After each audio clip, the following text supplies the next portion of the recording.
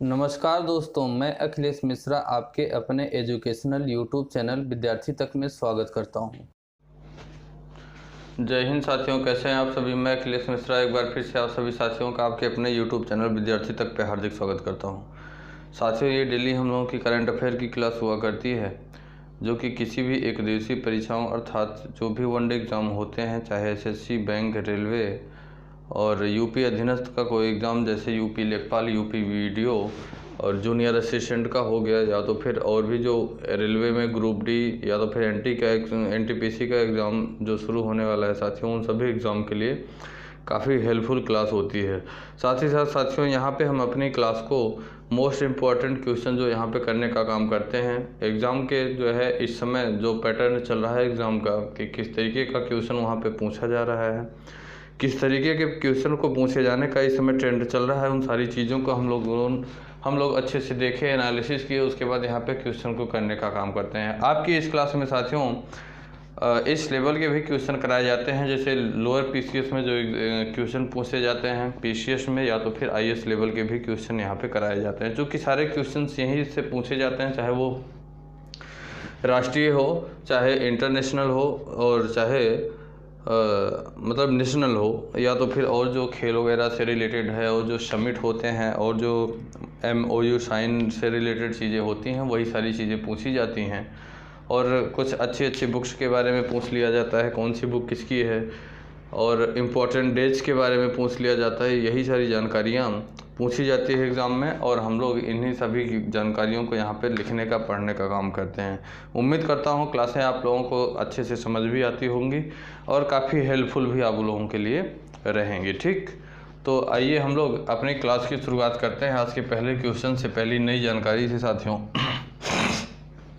Class को साथियों आप लोग शुरू से लेकर लास्ट तक देखा करिए, साथ ही साथ क्लास की प्रतिक्रिया भी आप लोग जरूर दिया करिए। कमेंट बॉक्स में कमेंट करके क्लास की प्रतिक्रिया जरूर दिया करिए, और साथ ही साथ अगर आप लोगों का कोई सुझाव है तो आप कमेंट बॉक्स में कमेंट करके आप अपने सुझाव को भी दे सकते हैं। ठीक, आज की सबसे पहली जानकारी है साथियों कि प्रधानमंत्री नरेंद्र मोदी जी जम्मू कश्मीर के लिए सेहत अर्थात स्वास्थ्य बीमा योजना का शुभारंभ करेंगे। प्रधानमंत्री नरेंद्र मोदी जी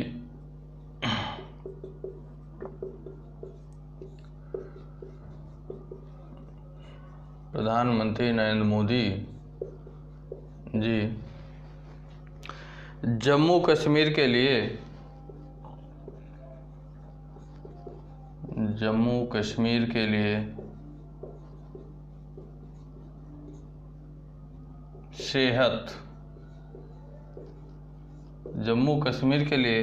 सेहत अर्थात स्वास्थ्य बीमा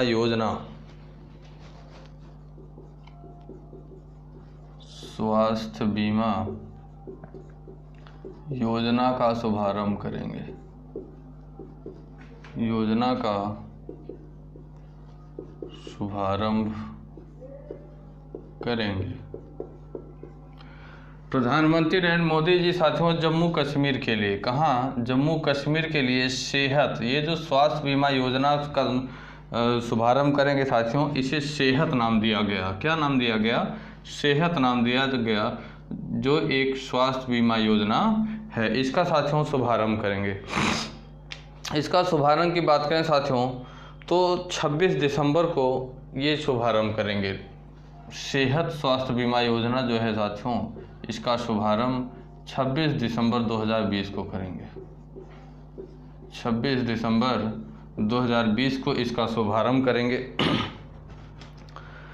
साथियों, प्रधानमंत्री नरेंद्र मोदी 26 दिसंबर को समूचे केंद्र शासित प्रदेश जम्मू कश्मीर के लिए सेहत स्वास्थ्य बीमा योजना का शुभारंभ करेंगे। यह योजना साथियों शेष 1 करोड़ आबादी को कवर करेगी, जिन्हें आयुष्मान भारत योजना के तहत कवर नहीं किया जाएगा। ये साथियों आयुष्मान योजना जो चल रही है हम लोगों के यहाँ, आयुष्मान योजना के अंतर्गत आयुष्मान भारत योजना जो है साथियों, उसके अंतर्गत ये स्वास्थ्य बीमा योजना नहीं रहेगी, उससे हटकर रहेगी, जो कि जम्मू कश्मीर के पूरे केंद्र शासित प्रदेश में लागू किए जाने का काम किया जाएगा। आयुष्मान भारत साथियों PM जन आरोग्य योजना के तहत पात्र लाभार्थियों को 5 लाख रुपए तक का स्वास्थ्य कवर दिया गया था। किसके तहत? आयुष्मान के तहत साथियों। जो आयुष्मान भारत योजना हमारे यहाँ शुरुआत की गई है प्रधानमंत्री नरेंद्र मोदी के द्वारा, इसके अंतर्गत साथियों प्रत्येक व्यक्ति, परिवार का प्रत्येक व्यक्ति अपने जो है 5 लाख रुपए तक का स्वास्थ्य वो इलाज मतलब कि अपना ट्रीटमेंट करा सकता है, अपना इलाज 5 लाख रुपए तक का करवा सकता है स्वास्थ्य आयुष्मान भारत योजना के अंतर्गत। साथियों आयुष्मान भारत PM जन आरोग्य योजना के तहत जम्मू एंड कश्मीर के 30 लाख लोगों को कवर किया गया है। प्रधानमंत्री द्वारा 26 दिसंबर को सेहत योजना की शुरुआत करने के बाद Jammu and Kashmir universal health coverage हासिल करने वाले देश में पहले स्थान पर होगा। समूचे केंद्र शासित प्रदेश में साथियों कार्यक्रम आयोजित किए जाएंगे और उसी दिन गोल्डन कार्ड का वितरण भी शुरू कर दिया जाएगा। 26 दिसंबर के दिन ही साथियों गोल्डन कार्ड का वितरण किया जाएगा। गोल्डन कार्ड का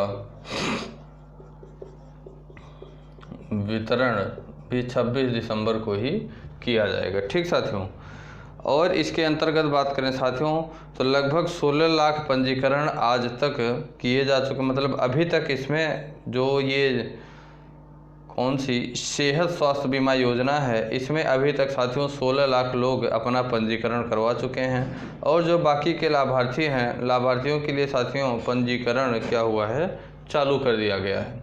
अभी तक साथियों सेहत स्वास्थ्य बीमा योजना में 16 लाख लोग अपना पंजीकरण करवा चुके हैं। साथ ही साथ बाकी जो लाभार्थी हैं उनके लिए पंजीकरण अभी ओपन हुआ है, वो अपना पंजीकरण करवा सकते हैं। ठीक साथियों, ये हमारी जानकारी थी जम्मू कश्मीर के लिए, जो कि प्रधानमंत्री नरेंद्र मोदी जी 26 दिसंबर 2020 को सेहत स्वास्थ्य बीमा योजना का शुभारंभ करेंगे।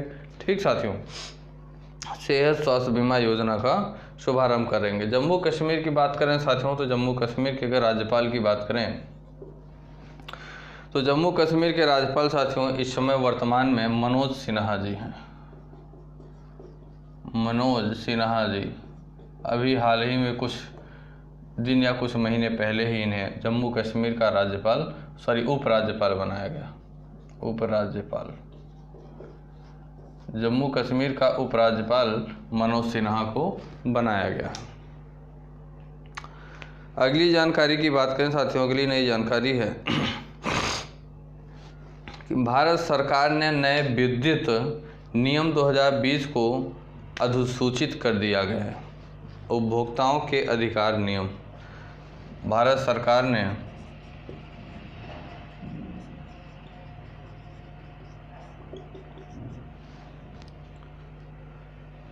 नए विद्युत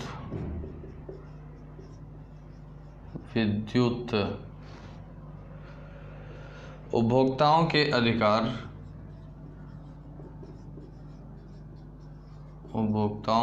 अधिकार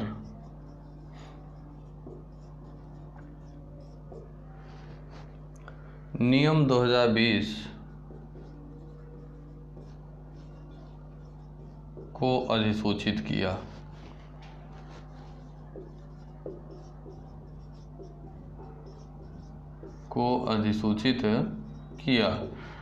दूसरी जानकारी साथियों है कि भारत सरकार ने क्या किया, एक नया विद्युत नियम 2020 लाया है जो कि उपभोक्ताओं के अधिकार का नियम बताया गया।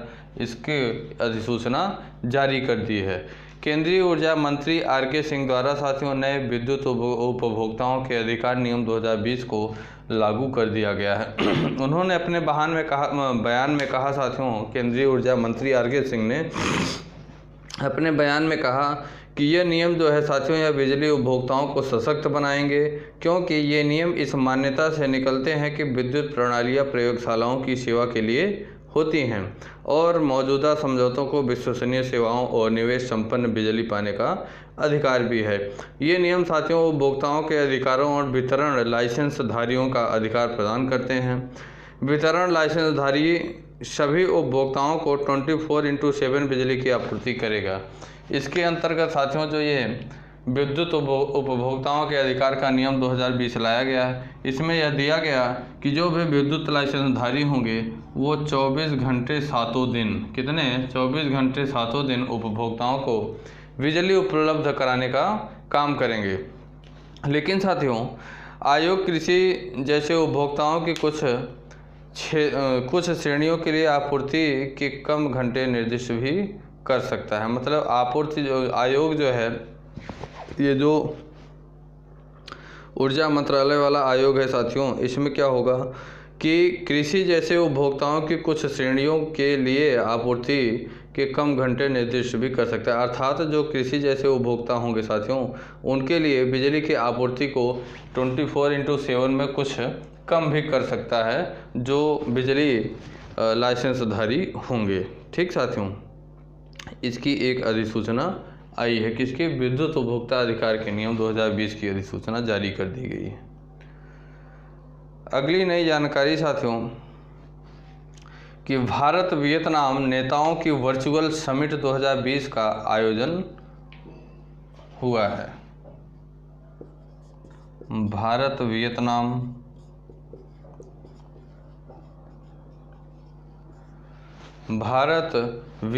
नेताओं की वर्चुअल समिट, भारत वियतनाम नेताओं की वर्चुअल समिट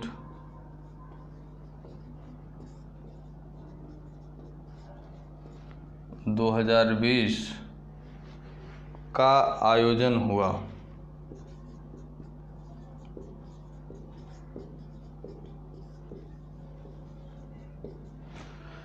भारत वियतनाम नेताओं की वर्चुअल समिट 2020 का आयोजन किया गया साथियों। प्रधानमंत्री नरेंद्र मोदी और समाजवादी गणतंत्र वियतनाम के प्रधानमंत्री गुएन जुआन फुक, वियतनाम के साथियों अगर प्रधानमंत्री की बात करें, वियतनाम के प्रधानमंत्री, भारत के प्रधानमंत्री का नाम आप लोग जानते हैं श्री नरेंद्र मोदी जी, और वियतनाम के साथियों अगर प्रधानमंत्री की बात करें तो इनका नाम है गुएन जुआन फुक। जुआन फुक नाम है। वियतनाम के प्रधानमंत्री का नाम साथियों गुएन जुआन फुक यहाँ के प्रधानमंत्री का नाम है। और साथियों, इन दोनों लोगों ने संयुक्त रूप से वीडियो कॉन्फ्रेंसिंग के माध्यम से भारत वियतनाम वर्चुअल समिट को संबोधित करने का काम किया। किसे? भारत वियतनाम वर्चुअल समिट को संबोधित करने का काम किया।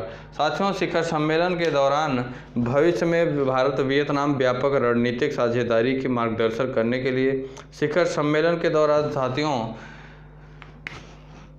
शांति, समृद्धि और लोगों के लिए एक संयुक्त दृष्टिकोण दस्तावेज को अपनाया गया। ये जो वर्चुअल समिट का आयोजन किया गया साथियों, इसमें किसके लिए? भारत की शांति के लिए, दोनों देशों की शांति के लिए, समृद्धि के लिए, साथ ही साथ साथियों लोगों के लिए एक संयुक्त दृष्टिकोण निश्चित किया जाए और लोगों के लिए एक संयुक्त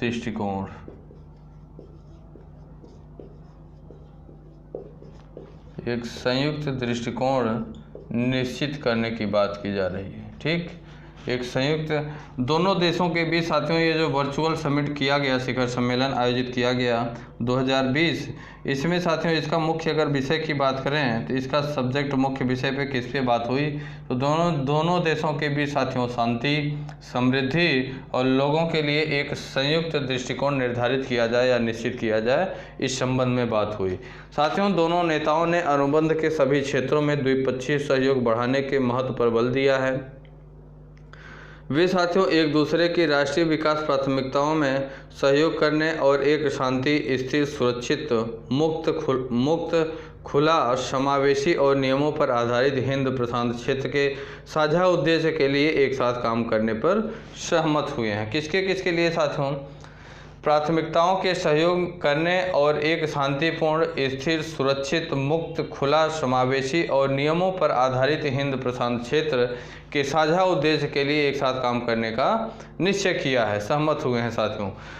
और भारत और वियतनाम ने रक्षा, वैज्ञानिक अनुसंधान, नवीकरणीय ऊर्जा, परमाणु ऊर्जा, साथ ही साथ पेट्रो रसायन और कैंसर उपचार जैसे क्षेत्रों में आभासी शिखर सम्मेलन के दौरान 7 समझौतों पर हस्ताक्षर भी किया है। भारत और वियतनाम के बीच साथियों 7 समझौतों पर हस्ताक्षर भी किया गया। वो 7 समझौते कौन थे? 7 समझौतों पर हस्ताक्षर भी किया गया। वो 7 समझौते कौन से थे साथियों? रक्षा के क्षेत्र में, वैज्ञानिक के क्षेत्र में, वैज्ञानिक अनुसंधान,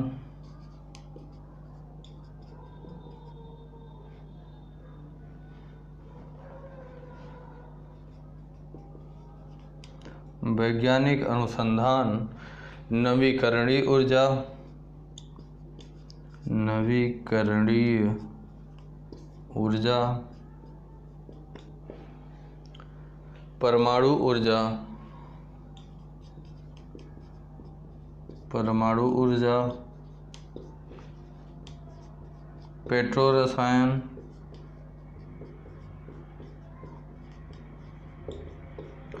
और साथियों पेट्रो रसायन, साथ ही साथ कैंसर उपचार जैसे क्षेत्रों के लिए, कैंसर उपचार जैसे क्षेत्रों के लिए साथियों क्या किया गया?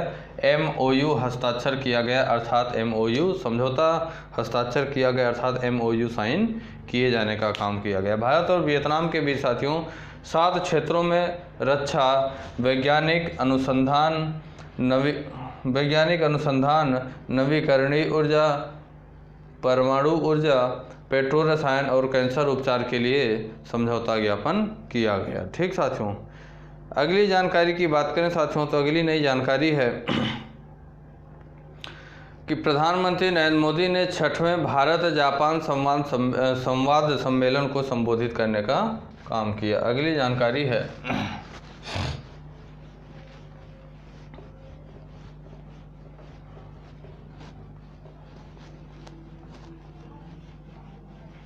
से आप लोग नोट करते जाइएगा, सारे क्वेश्चन को नोट करना जरूरी है।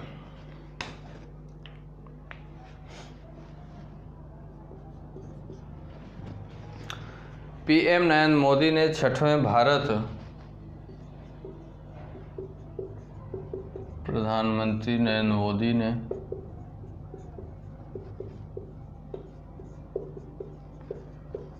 6वें भारत जापान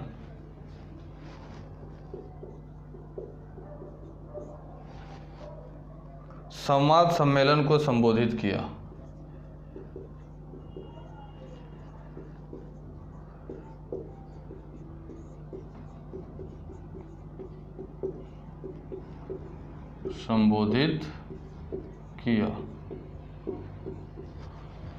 प्रधानमंत्री नरेंद्र मोदी ने साथियों 6वें भारत जापान संवाद सम्मेलन को संबोधित करने का काम किया। ठीक साथियों, और साथियों इस संवाद सम्मेलन का मुख्य उद्देश्य की बात करें तो इसका उद्देश्य था एशिया में अहिंसा और लोकतंत्र की परंपराओं के सकारात्मक प्रभाव पर एशिया के भविष्य के निर्माण की आवश्यकता पर विचार विमर्श। इस 6वां भारत जापान संवाद सम्मेलन हुआ, इसमें इसी पे चर्चा की गई। किस पे? एशिया में अहिंसा और लोकतंत्र की परंपराओं के सकारात्मक प्रभाव पर एशिया के भविष्य के निर्माण की आवश्यकता पर विचार विमर्श करना इसका मुख्य उद्देश्य था। सम्मेलन के दौरान साथियों PM नरेंद्र मोदी ने भारत में पारंपरिक बौद्ध साहित्य और धर्म ग्रंथों के लिए एक लाइब्रेरी बनाने का प्रस्ताव भी रखा। यह पुस्तकालय साथियों दुनिया के विभिन्न हिस्सों से बौद्ध साहित्य की डिजिटल प्रतियां एकत्र करेगा। कौन सी? यह पुस्तकालय जो होगा यह दुनिया के विभिन्न हिस्सों से भिन्न भिन्न हिस्सों से साथियों बौद्ध साहित्य की जो डिजिटल प्रतियां होंगी उसे एकत्र करने का काम करेगा। पुस्तकालय फिर इन कार्यों का अनुवाद करेगा और उन्हें बौद्ध धर्म के सभी विद्वानों और भिक्षुओं के लिए भी उपलब्ध कराए जाने का काम किया जाए। जिस पुस्तकालय के साथियों मतलब धर्म ग्रंथों कौन से बौद्ध साहित्य और धर्म ग्रंथों की एक लाइब्रेरी बनाने का प्रस्ताव रखा है प्रधानमंत्री नरेंद्र मोदी जी ने भारत की तरफ से, उस पुस्तकालय में क्या होगा साथियों को दुनिया के विभिन्न हिस्से जो होंगे बौद्ध साहित्य की विभिन्न हिस्सों से बौद्ध साहित्य की जो डिजिटल प्रतियां होंगी उसे एकत्र किया जाएगा। एकत्र करने के बाद साथियों फिर उनका भारत जो है ये जो होगा पुस्तकालय इन कार्यों का अनुवाद करेगा और उन्हें बौद्ध धर्म के सभी जो विद्वान हैं और भिक्षु हैं उनके लिए उपलब्ध कराए जाने का काम करेगा। ठीक, ये साथियों प्रधानमंत्री नरेंद्र मोदी का 6वां भारत जापान संवाद सम्मेलन था। अगली जानकारी की बात करें साथियों तो अगली जानकारी है सेंट्रल बैंक ऑफ इंडिया ने NPCI अर्थात national payment corporation of India के साथ मिलकर रुपे सेलेक्ट डेबिट कार्ड को लॉन्च करने का काम किया। अगली जानकारी है इम्पॉर्टेंट नॉलेज है साथियों, खास तौर पे बैंक का एग्ज़ाम देने वाले सभी विद्यार्थियों के लिए मोस्ट इम्पॉर्टेंट क्वेश्चन है। Central bank of India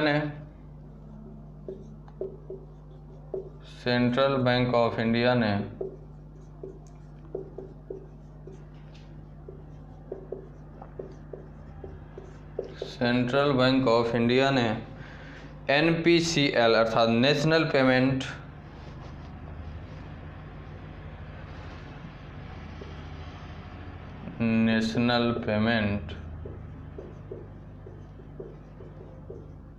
corporation of India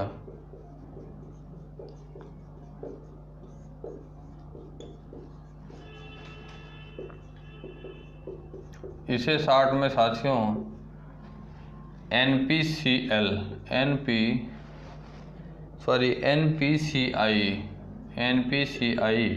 कहेंगे। National payment corporation of India और सेंट्रल बैंक ऑफ इंडिया ने साथियों ये दोनों लोग मिलकर क्या किए हैं रुपे सेलेक्ट डेबिट कार्ड को लॉन्च किया है।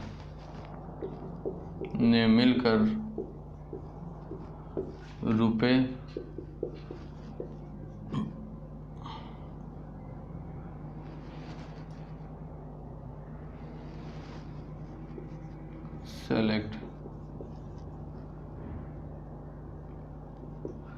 रुपे सेलेक्ट डेबिट कार्ड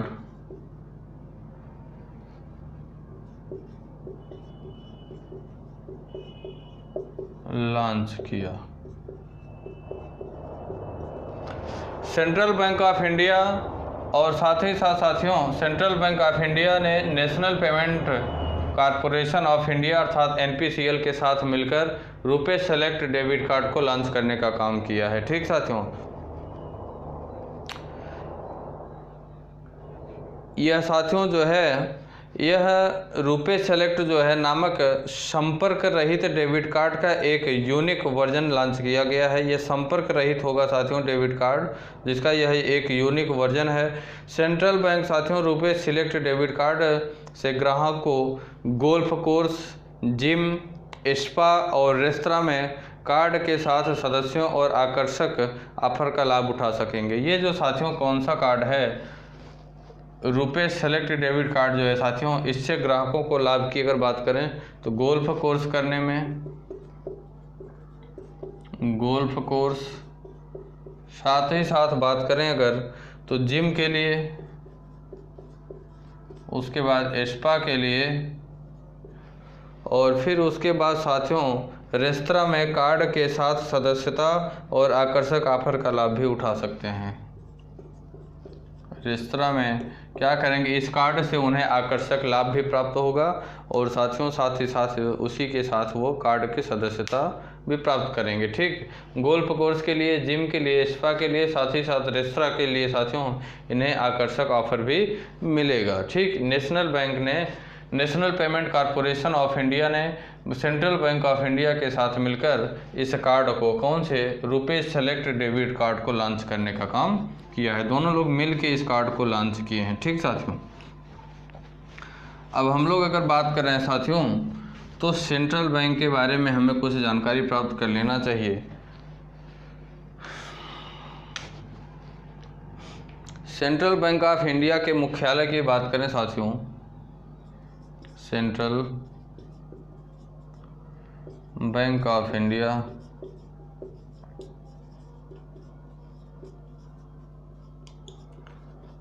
का मुख्यालय मुंबई में है। कहाँ? इसका मुख्यालय साथियों मुंबई में है। और इसके साथियों सीईओ की बात करें, सेंट्रल बैंक ऑफ इंडिया के सीईओ अर्थात चीफ एग्जीक्यूटिव ऑफिसर, मुख्य कार्यकारी अधिकारी पल्लव महापात्र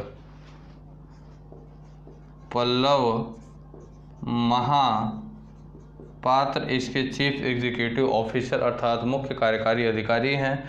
और सेंट्रल बैंक ऑफ इंडिया की स्थापना की बात करें साथियों, तो इसकी स्थापना 21 दिसंबर 1911 को हुई थी। स्थापना 21 दिसंबर 1911 को सेंट्रल बैंक ऑफ इंडिया की स्थापना की गई थी। अब साथियों, अगर हम लोग national payment corporation of India की बात करें, तो इसके साथियों अगर एमडी और सीईओ की बात करें, तो Dilip Asbe national payment bank of India के एमडी एंड सीईओ की बात करें, तो इनके साथियों एमडी एंड सीईओ की बात करें तो दिलीप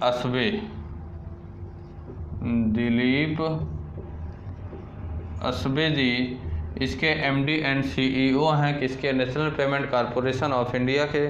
और इसका मुख्यालय साथियों मुंबई में है। इसका हेडक्वार्टर की बात करें अर्थात मुख्यालय, तो इसका मुख्यालय मुंबई में है। और इसके बाद साथियों इसके अगर स्थापना की बात करें, national payment corporation of India की स्थापना की बात करें, तो इसकी स्थापना 2008 में की गई। कब की गई? 2008 में national payment corporation of India की स्थापना की गई। ये साथियों हमारी जानकारी थी सेंट्रल बैंक ऑफ इंडिया और national payment corporation of India से रिलेटेड। ये दोनों लोग मिलकर साथियों रुपे सेलेक्ट डेबिट कार्ड को लॉन्च किया, जो golf course gym spa restaurant में यूज़ करने पे यूज़ करने पे साथियों उन प्रत्येक कार्ड धारक को आकर्षक ऑफर भी उपलब्ध रहेगा। ठीक, अगली जानकारी है साथियों कि प्रकाश जावड़ेकर ने क्या जारी किया साथियों, भारत में तेंदुओं की स्थिति की रिपोर्ट 2018 की जो रिपोर्ट है उसे जारी करने का काम किया। हमारे जो केंद्रीय पर्यावरण मंत्री प्रकाश जावड़ेकर जी हैं, प्रकाश जावड़ेकर जी केंद्रीय पर्यावरण मंत्री हैं साथियों, ये भी आप याद रखिएगा। प्रकाश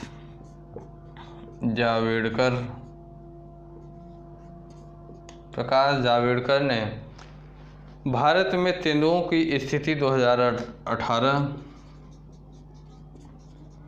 भारत में तेंदुओं की स्थिति 2018 की रिपोर्ट जारी किया है। रिपोर्ट जारी किया। प्रकाश जावड़ेकर ने साथियों भारत में तेंदुओं की स्थिति क्या है, कितने तेंदुए कहाँ हैं साथियों, इसकी 2018 की रिपोर्ट इन्होंने जारी किया। इसमें साथियों इन्होंने इनके रिपोर्ट के अनुसार 2014 के बाद से 4 वर्ष में भारत ने तेंदुओं की आबादी में 60% की वृद्धि पाई। 2014 के अगर अनुसार देखा जाए तो साथियों 4 वर्षों बाद, 2014 में अगर देखा जाए तो इसके 4 वर्षों बाद कितने 60% तेंदुओं की स्थिति में 60% की वृद्धि पाई गई, 60% की वृद्धि पाई गई। और साथियों ताज़ा आंकड़ों के अनुसार अगर बात करें 2014 में किए गए 7,910 के पिछले अनुमान की तुलना में 2018 में भारत में तेंदुओं की संख्या 12,852 है। 2014 में अगर बात करें तेंदुओं की संख्या साथियों तो 7,910 थी। 7,910 तेंदुए पाए गए थे कब? 2014 में। लेकिन यही रिपोर्ट अगर साथियों 2018 की बात करें तो 2018 में इसकी रिपोर्ट है कि तेंदुओं की संख्या 12,852 है। कितनी? 12,852 तेंदुए 2018 में पाए गए हैं। कितने? 12,852 तेंदुए 2018 में हैं और 2014 में साथियों 7,910 तेंदुए पाए गए थे। ठीक। मध्य प्रदेश, कर्नाटक और महाराष्ट्र राज्यों में साथियों अगर बात करें सबसे ज़्यादा संख्या में मध्य प्रदेश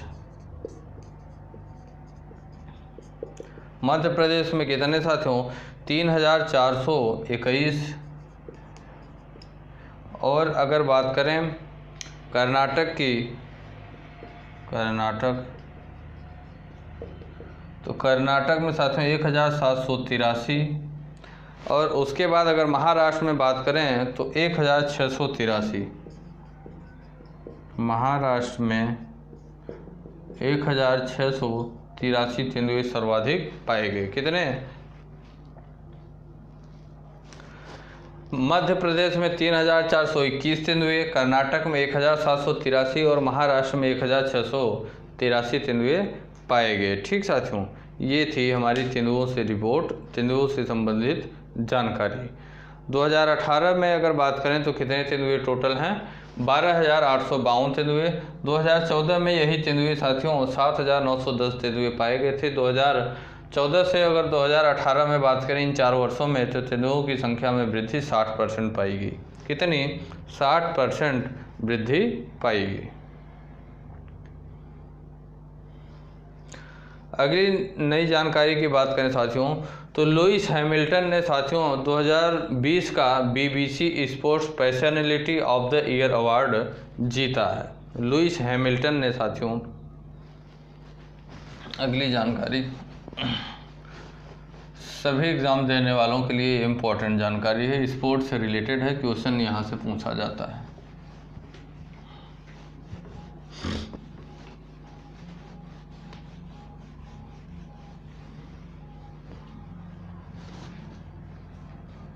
क्या है? लुइस हैमिल्टन ने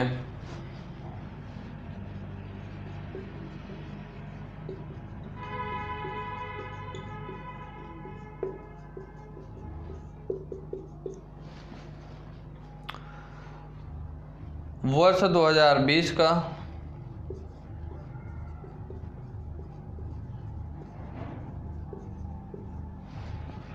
BBC sport personality, BBC sports personality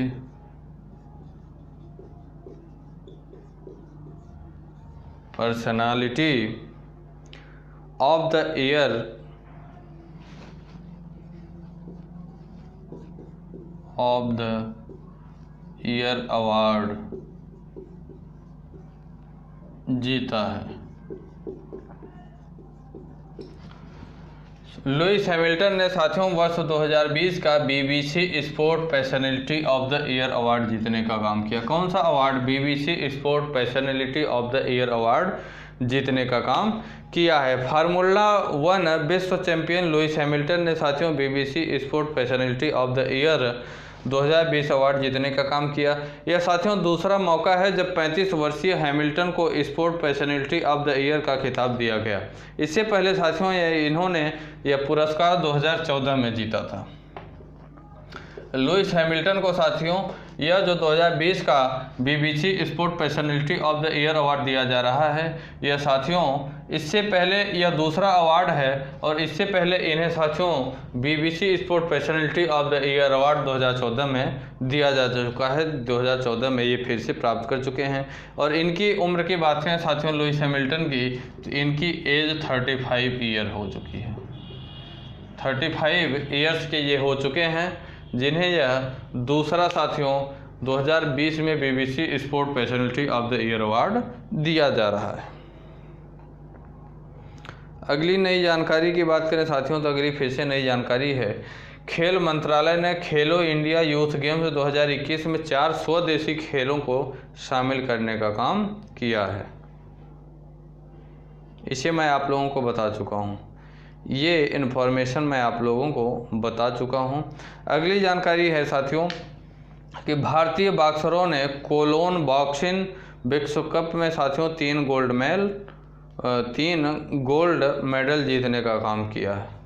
ठीक, भारतीय बॉक्सरों ने कोलोन बॉक्सिंग विश्व कप में 3 गोल्ड मेडल जीतने का काम किया है। ठीक साथियों,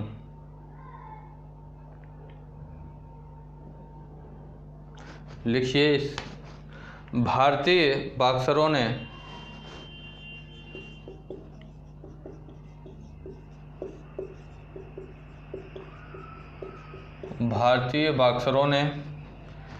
कोलोन बॉक्सिंग विश्व कप में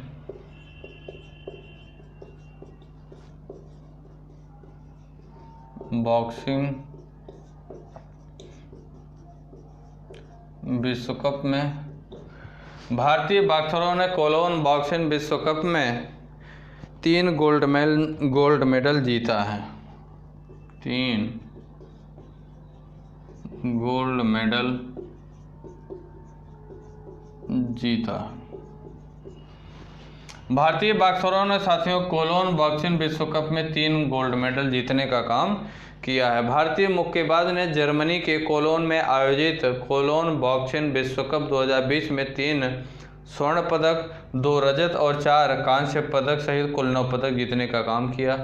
समग्र पद सूची में साथियों भारत दूसरे स्थान पर रहा है और जर्मनी कुल 16 पदक के साथ शीर्ष स्थान पर रहा है। साथियों इन सभी जो भारत को 9 पदक प्राप्त हुआ, कौन कौन से 9 पदक में 3 स्वर्ण पदक थे, 3 स्वर्ण पदक, और अगली बात करें साथियों तो 2 रजत पदक,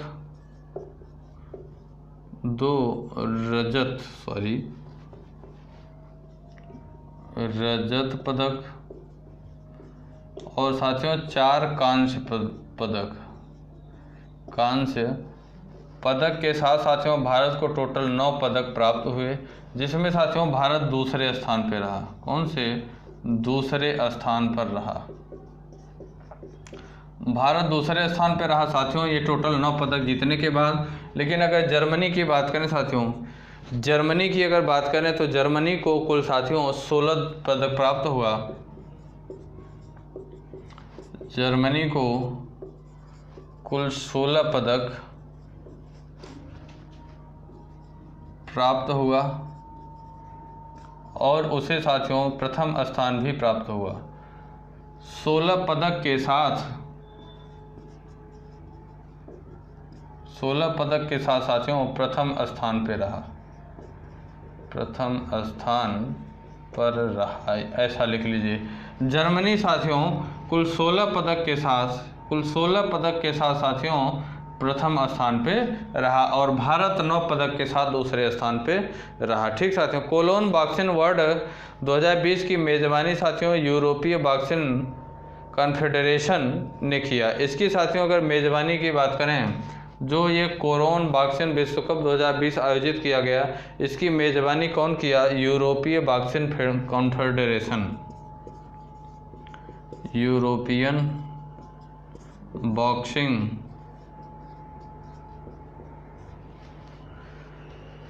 कॉन्फेडरेशन, यूरोपियन बॉक्सिंग कॉन्फेडरेशन ने इसकी मेज़बानी किया। और साथियों अगर भारत की तरफ से गोल्ड मेडल की बात करें, इसकी बात कर लेते हैं कि कौन से खिलाड़ी को गोल्ड मेडल मिला, कौन से खिलाड़ी को रजत पदक मिला और कौन से खिलाड़ी को साथियों कांस्य पदक मिला अर्थात ब्रॉन्ज मेडल। तो साथियों अगर गोल्ड मेडल की बात करें, सबसे पहले गोल्ड मेडल की बात करें अगर, तो पहले नंबर पे हैं जिसे 3 स्वर्ण पदक मिला, जिसमें साथियों अमित पंघाल 52 किलोग्राम में प्राप्त किए। अमित पंघाल जी 52 किलोग्राम में प्राप्त किए। और दूसरे नंबर पे है साथियों मनीषा मौन 57 किलोग्राम। मनीषा मौन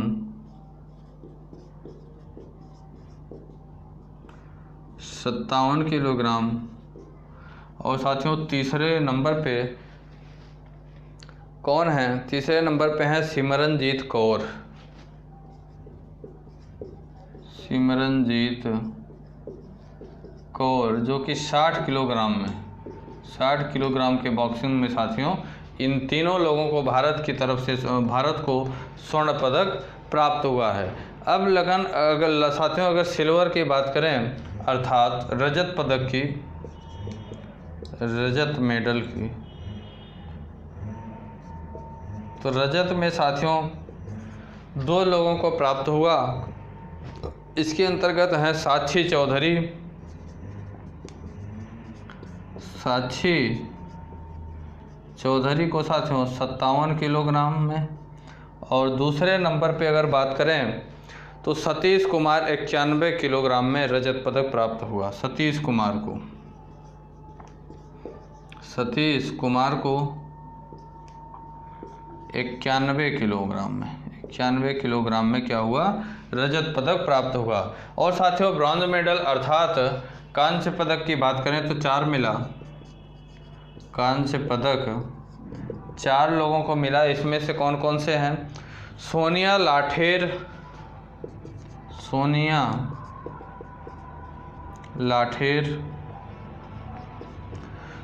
लाठेर में साथियों 57 किलोग्राम में है ये, 57 किलोग्राम। और उसके बाद पूजा रानी को बात करें तो 75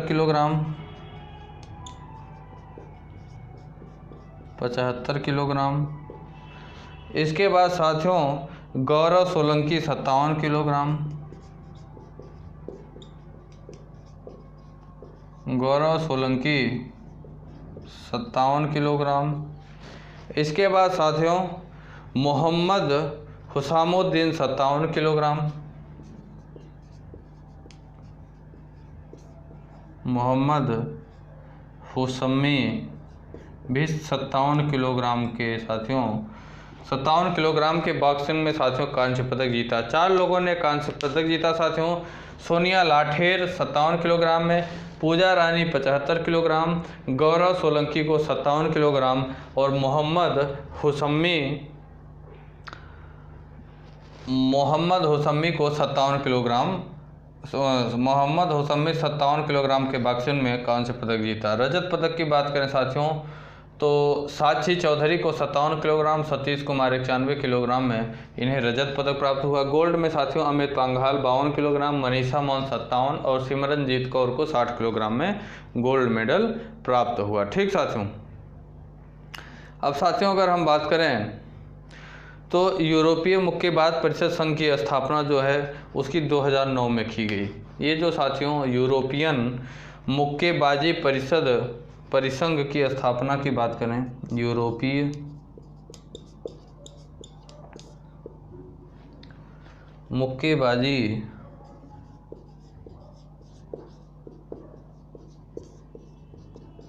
परिसंघ की स्थापना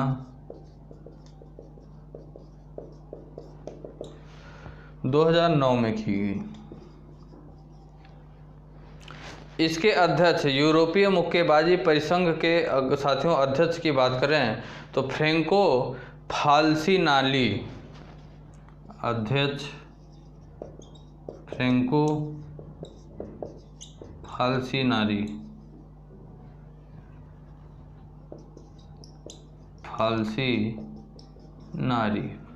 फ्रेंको फाल्सिनाली साथियों